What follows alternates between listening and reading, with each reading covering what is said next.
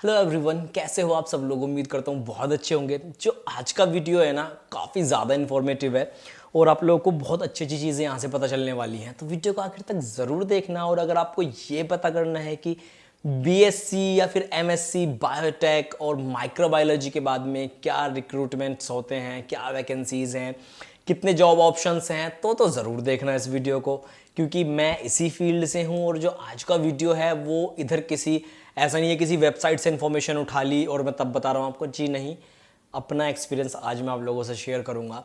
तो आगे बढ़ने से पहले एक बहुत ही इम्पोर्टेंट कोर्स आप सभी लोगों के लिए अनअकैडमी के ऊपर बिलीवर्स बैच 90 डेज़ का एक क्रैश कोर्स है आईआईटी जैम 2022 के लिए।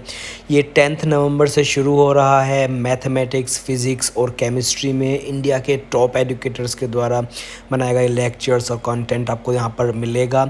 इसका लिंक नीचे वीडियो के डिस्क्रिप्शन में है, जाकर आप खुद को इसमें एनरोल कर सकते हैं, इसको ज्वाइन कर सकते हैं, फ़ायदा उठा सकते हैं। और अगर आपको चाहिए अनअकैडमी के आइकॉनिक या प्लस सब्सक्रिप्शन के ऊपर 10% का डिस्काउंट, तो यहाँ पर मेरा कोड आपको नज़र आ रहा होगा, चॉक टॉक 10। इस कोड को अप्लाई करके आप 10% का डिस्काउंट ले सकते हैं। चलिए अब वीडियो में आगे चलते हैं। सबसे पहले मैं आपको बता दूं कि इस वीडियो में मैंने कुछ चीज़ें रखी हैं, कुछ क्राइटेरिया है, कुछ इंपॉर्टेंट चीज़ें हैं, जैसे कि ड्यूरेशन, एलिजिबिलिटी, आपका सिलेबस में क्या क्या पढ़ने वाले हैं आप, क्योंकि ये पता होना चाहिए कि हम जो कोर्स चूज़ करने जा रहे हैं उसमें क्या क्या चीज़ें हमें पढ़ने के लिए मिलेंगी। तो ये चीज़ें भी बताऊंगा। और उसके बाद में सबसे इम्पोर्टेंट जो है कि कोर्स को करने के बाद में आपको जॉब्स कितने मिल रहे हैं, कैसे मिल रहे हैं, कौन कौन से बोर्ड्स हैं, कौन कौन सी कंपनीज़ हैं जो रिक्रूट करते हैं, और रियल लेवल पे, प्रैक्टिकल लेवल पे अगर जब हम जाते हैं तो कैसा रहता है सब कुछ आपका, वैकेंसीज वगैरह। तो बहुत ज़बरदस्त होने वाला है वीडियो। सबसे पहले शुरू करते हैं 12th क्लास के बाद में। आपने इस बार अगर पास कर लिया है तो अब आप एडमिशन लेने का सोच रहे होंगे, और किसी ने भी अगर आपको बता दिया होगा कि माइक्रोबायोलॉजी में चले जाओ, काफ़ी ज़्यादा स्कोप है, बायोटेक में चले जाओ, काफ़ी अच्छा स्कोप है। कोविड की बात, कोविड भी जो है माइक्रोबायोलॉजी का पार्ट है या बायोटेक का भी कह सकते हैं। और हमने बहुत ज़्यादा सोचा था कि कोविड के बाद में स्कोप बढ़ जाएगा, तो कैसा हुआ है अब कोविड के बाद में इसका जो है हमारा फ्यूचर कैसा होने वाला है इसी फील्ड में, उसके बारे में बात करेंगे। सबसे पहले तो let me tell you about the duration of this course. अगर बीएससी करोगे 3 साल का है, चाहे माइक्रो से कर लो चाहे बायोटेक से कर लो। मैं इन दोनों के बारे में एक ही वीडियो में इसलिए बता रहा हूं क्योंकि इन दोनों का ही सिलेबस है वो ऑलमोस्ट सिमिलर है, और कुछ सब्जेक्ट्स हैं, कुछ एक दो सब्जेक्ट्स हैं जो डिफरेंट हैं। और अगर हम जब प्रैक्टिकल लेवल पर जाते हैं, रियल में जब देखते हैं चीज़ों को, तो हल्का फुल्का डिफरेंस है। माइक्रो का जो सिलेबस है वो पर्सनली मुझे आसान लगा बायोटेक के कंपैरिजन में।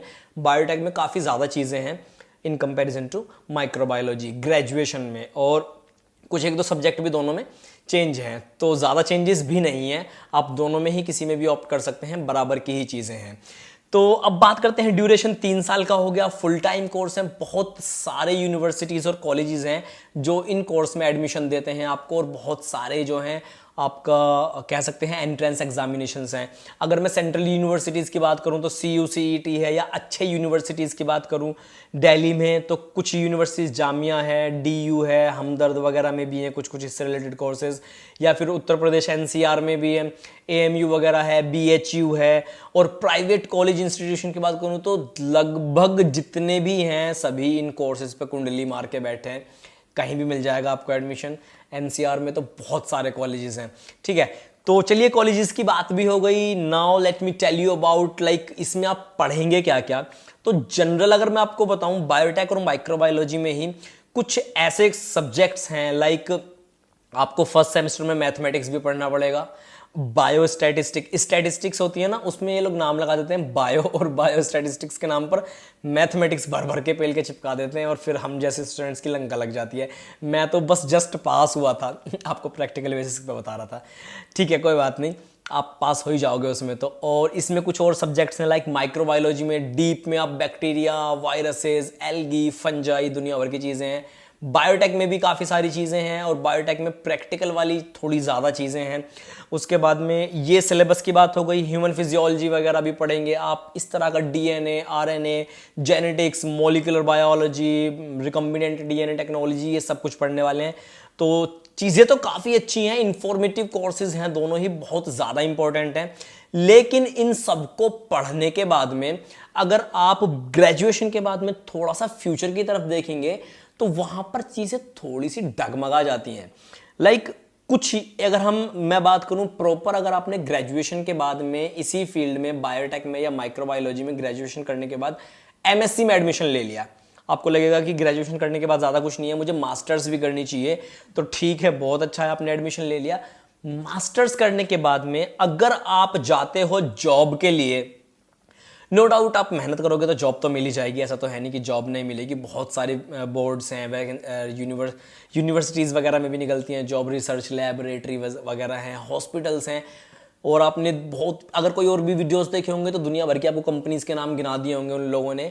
लेकिन स्ट्रगल करना पड़ता है इस फील्ड में, क्योंकि यहाँ पर ना कुछ हमारा सिस्टम ऐसा है कि उस लेवल की चीज़ें नहीं हो पाती जिस लेवल की चीज़ें होनी चाहिए।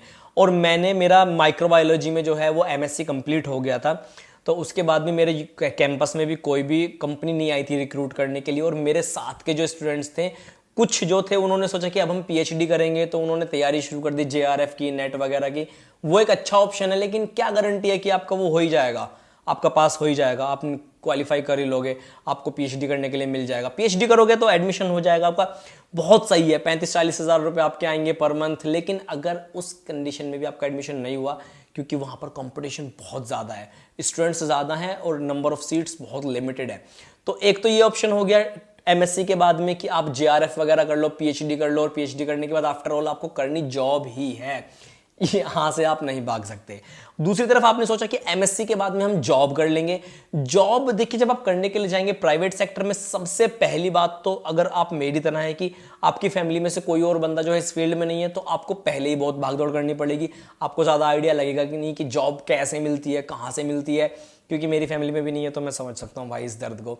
ठीक है, मान लो आपने इस फील्ड में कॉन्टैक्ट अच्छे बना भी लिए और जॉब करने के लिए आप जाते हैं, तो फिर एक और प्रॉब्लम ये है कि आपको वो लोग बोलेंगे, कंपनी वाले बोलेंगे कि 3 साल का कॉन्ट्रैक्ट है, 3 साल तक जॉब आप नहीं छोड़ सकते, और आपकी जो 3 साल तक सैलरी है वो 20,000 ही रहने वाली है। फिर अगेन आप यहां फंस जाओगे। फिर आपसे बोलेंगे कि आप जॉब लेने के लिए जाओगे कि तो फ्रेशर्स को सैलरी कम देते हैं, और फ्रेशर्स के मुकाबले दूसरे लोग जो एक्सपीरियंस्ड लोग हैं उनको जॉब देना प्रीफर करते हैं। ये प्रॉब्लम हो गई। फिर एक प्रॉब्लम और ये भी है कि अगर हम गवर्नमेंट वैकेंसीज की बात करते हैं, तो एक तो वो ऑलरेडी बहुत बहुत कम है हमारे फील्ड में। मैं पिछले 2 साल से सरकारी रिजल्ट एक वेबसाइट है उसके ऊपर चेक कर रहा हूँ, बहुत कम वैकेंसीज आई हैं। हालांकि अभी कुछ वैकेंसीज आई हुई थी, उत्तर प्रदेश में है ये हमारी वैकेंसीज, आपको बताता हूँ मैं, कहाँ भाग गई है, नेशनल हेल्थ मिशन करके कुछ है, उसमें कुछ 1-2 वैकेंसीज आई हुई थी। लेकिन जब मैंने एलिजिबिलिटी पढ़ी तो उन्होंने लिखा हुआ था ग्रेजुएशन डिग्री, मतलब सब कोई दे सकते हैं उसको। तो भाई फिर तो हमारी भी गिनती घोड़ों में या गधों में बराबर ही हो रही है लगभग सबके साथ में। हमने सोचा था माइक्रोबायोलॉजी करेंगे, कोविड आ गया है, तो हमारी पूछ होगी थोड़ी एक्स्ट्रा, लेकिन कुछ नहीं हुई, सॉरी। ठीक है, तो ये बात हो गई। और गवर्नमेंट में वैकेंसीज काफ़ी कम है, प्राइवेट में सैलरी काफ़ी कम है, और वहाँ एक्सपीरियंस मांगते हैं, तो थोड़ी सी चीज़ें टफ हो जाती हैं अगर हम कंपेयर करें अपना मेडिकल या पैरामेडिकल वाले फील्ड से। तो ये रियलिटी है। आपको जो वीडियोस आपने देखे होंगे कि आपको 10-20 कंपनीज के नेम गिना दिए होंगे, उनके ऊपर मत जाना यार।